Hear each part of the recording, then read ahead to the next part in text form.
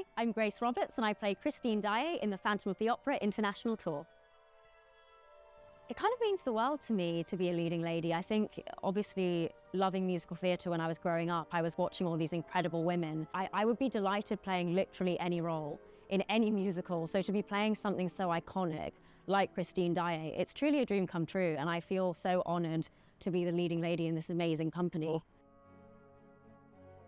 So my first memory of the Phantom of the Opera was actually in Singapore, when I saw this exact production. So I saw Claire Lyon and Brad Little, and I remember seeing the very first bar of the overture happen, and I was like, wow, to be in something this grand, I've got to do it. When I was seeing it then, I was like, it's probably not going to happen for me, but you can aspire to it. But the fact that I got to see this production, it was amazing. And since then, I've watched various productions in the West End. I've rewatched The 25th a million times, and I think it really never loses its sparkle. I don't do an absolute load of stuff to get into the mindset at this point, but I think it sounds really cheesy, but I remember just how lucky I am to be doing it. I see myself in the Hannibal costume with the wig on, and it's just like you look at yourself in the mirror and you are like, wow. And that's kind of the end of the ritual just before I go on stage. It happens in the overture. So yeah, it's like a mixture of staying healthy outside the show, warming up properly, and then taking a moment before each show just to kind of realize how big this thing you're in is.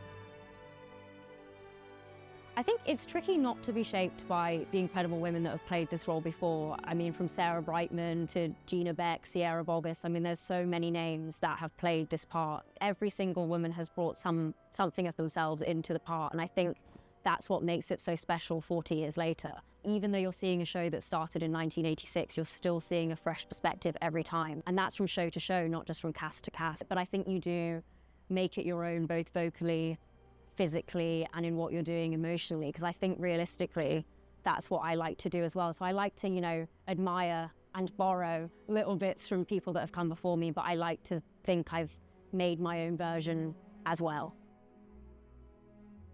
I think if we're talking literally about which moment, encapsulates her becoming a leading lady, it's got to be Think of Me.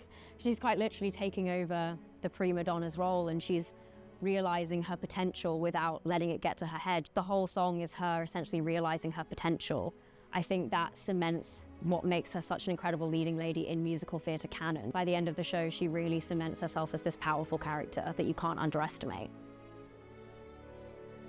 In terms of how I got into musical theatre, I came from a half Welsh background, and we always sing. I was in a very musical household. My great-granddad was actually a semi-professional opera singer, and he was the one that, through my grandma, introduced me to stuff like Carousel and Oklahoma and, the real old classics. And funnily enough, a cassette of The Phantom of the Opera was brought in later on. The art scene wasn't as big as it was now in Singapore when I was growing up there. But every summer I would watch musicals in London, and it would be the highlight of my trip. I would get to choose one big show to watch, and it was always delightful.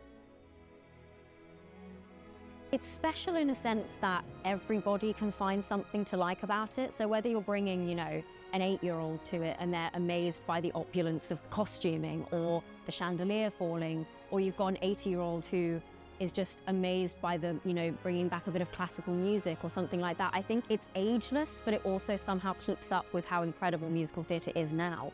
You still see all of these technical aspects of the show and you're still blown away by them even now, 40 years later. And I think it's the fact that it was designed so well in the first place, both musically and with all the tech and all that, is that it just holds up.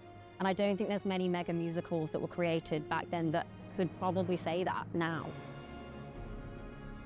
I'd say it's a complete spectacle. The show, anyone should come and see it if they want to see musical theatre in its purest form. I think it has a bit of everything. It's an audio-visual feast. You've got incredible high notes. You've got wonderful costumes that you won't see anywhere else. And you've got an incredible love story that is quite fascinating. I think it's just got everything. And I'm not lying when I say that.